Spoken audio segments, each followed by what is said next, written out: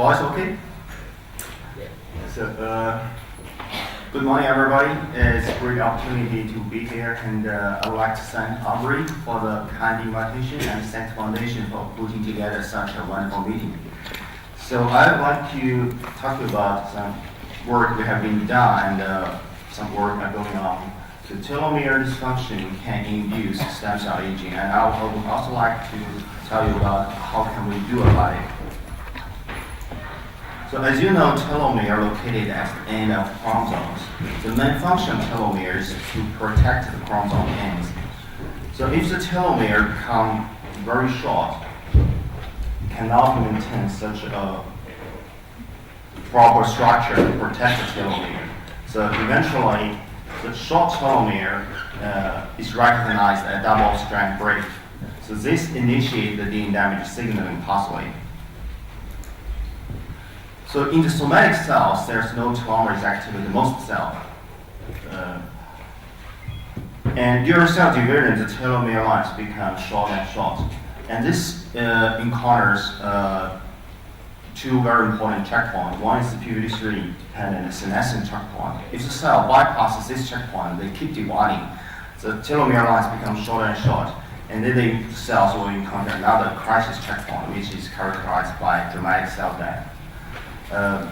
What happened to the adult stem cells? Adult stem cells, they have telomerase activity, so it can slow down telomere shortening.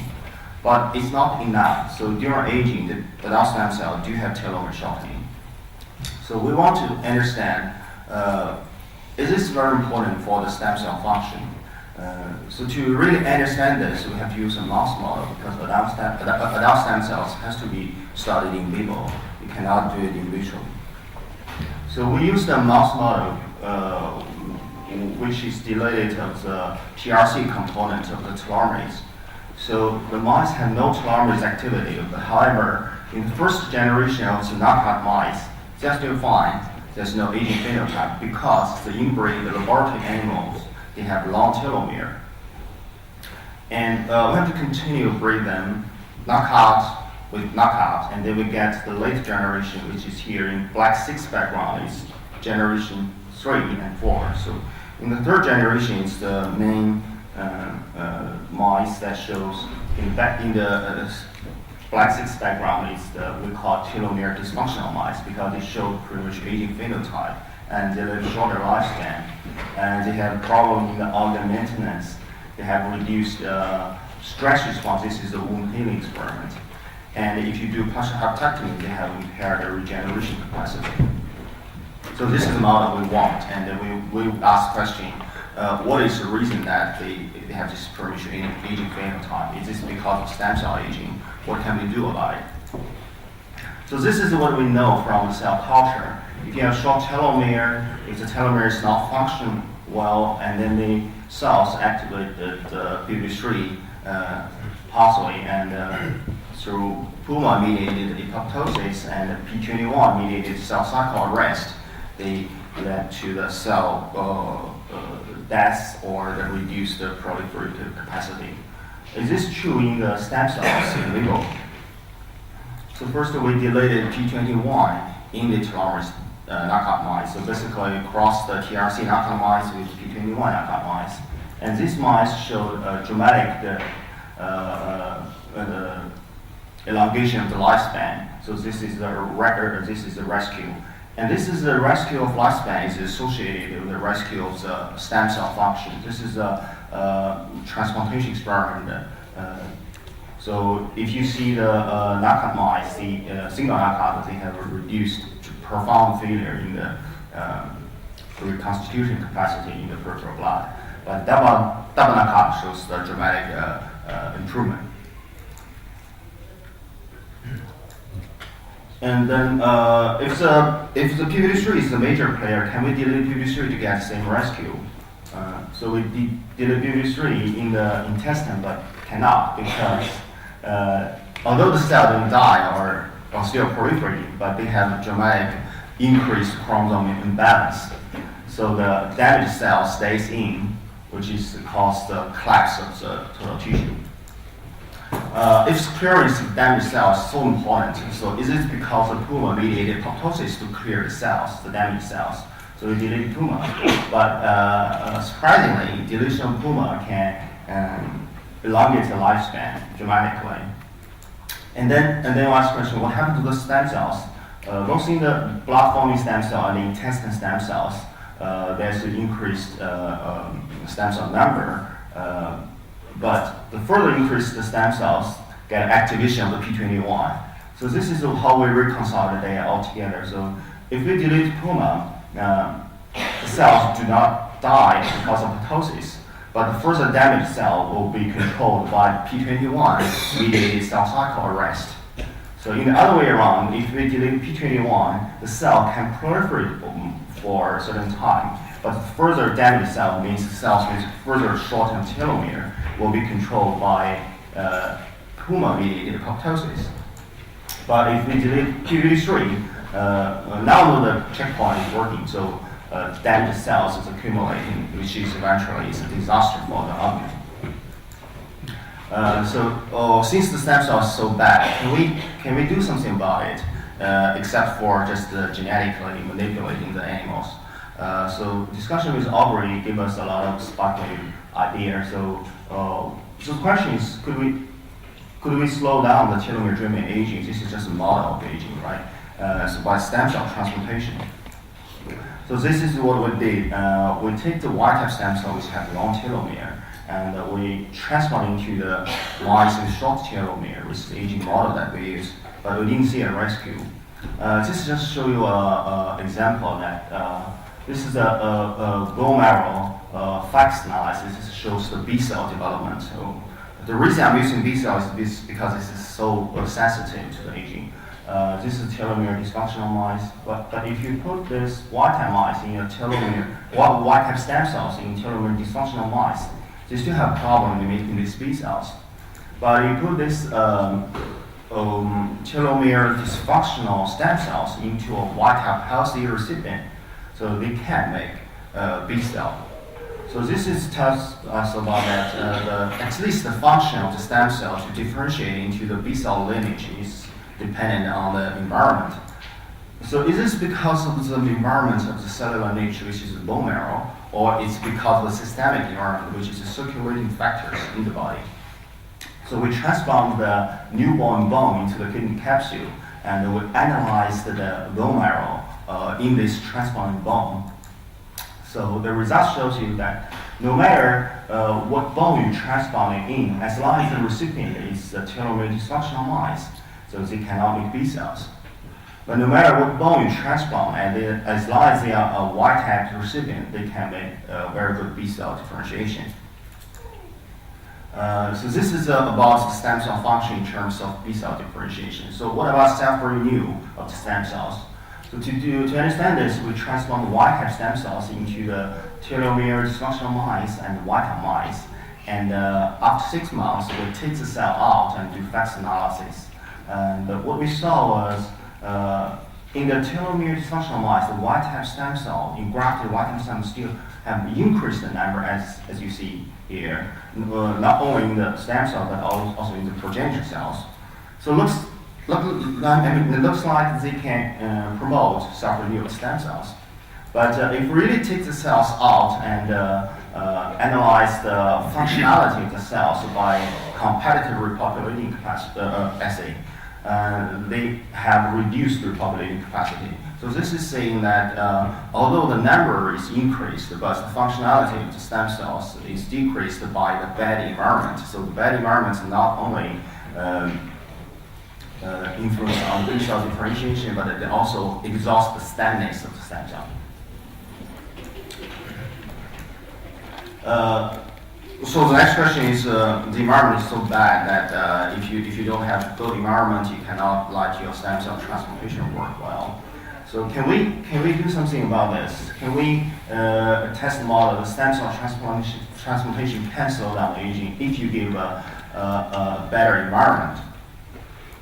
So for this, we have to use a model that they have a bad stem cells intrinsically, but they have a good environment. So luckily, we found a model that has been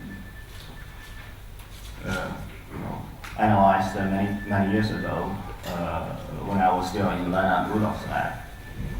So the mice have double knockout the exon and telomerase. They have dramatic or elongated lifespan, which is really due to the rescue of the intestinal stem cells. But if you look at the hematopoietic stem cells, there's no rescue at all. And we have to think about that. The stem cell in the blood, in the bone marrow is still bad, but the environment is okay already. So we transform the wild-type stem cells into the knockout and the double knockout. And we can see that in the double knockout, in the B cell development, also in the precursors, and also in the T cell development, they have dramatic rescue. This is showing that the environment is indeed rescued in the double knockout mice. And so this is the model. Then the next question is how we get stem cells into the recipient mice. But without any irradiation, the transplanted stem cells do not engraft. So we have to use a little bit irradiation. So what we found is the 3-gray irradiation is the best for this purpose. And then this is the result. If we have a bad environment, which is telomerase knockout mice, late generation telomerase knockout mice, they have bad environment. This transplantation of the wild-type stem cells cannot do anything. Not only wild-type, but also the telomerase knockout was the first generation, which still have enough regeneration capacity, but they cannot do anything. Only a little bit better in the very beginning, but later on they cannot make it. So this is the data for the double knockout mice, which have improved environment, but still have bad stem cells in the bone marrow.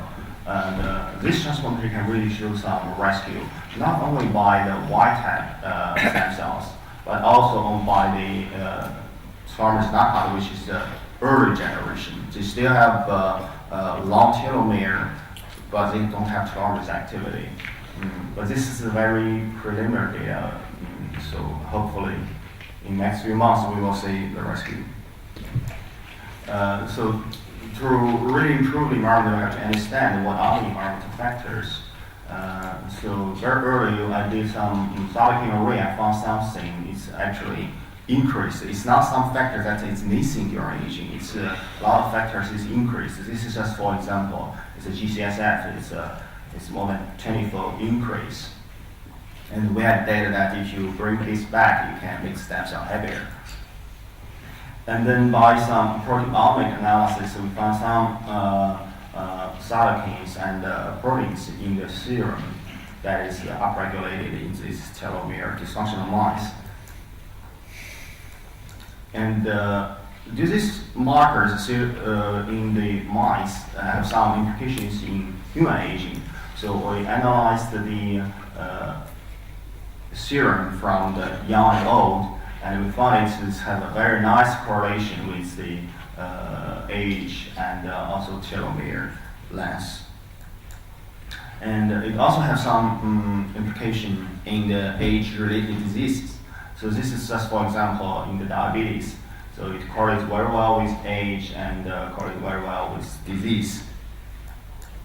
So altogether, telomere dysfunction induce some intrinsic and extrinsic alterations and induce the telomere dysfunction and contribute to aging and related diseases. So, how much do I have? Sorry. You have about 8 minutes. Okay, so I will tell you another story that can we do something about the cells itself? So can we rejuvenate cells by something?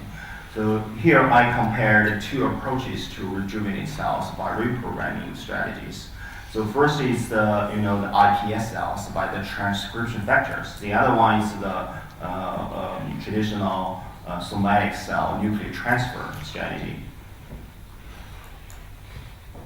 I think this is very important to compare it because to rejuvenate the cells with short telomere is very risky because they have short telomere, they have chromosome instability, normally the cells cannot be rejuvenated, but if some cells bypass this because somehow maybe PP3 can be expressed, and these cells can induce a dramatic chromosome imbalance, and it can be very dangerous for later clinical use.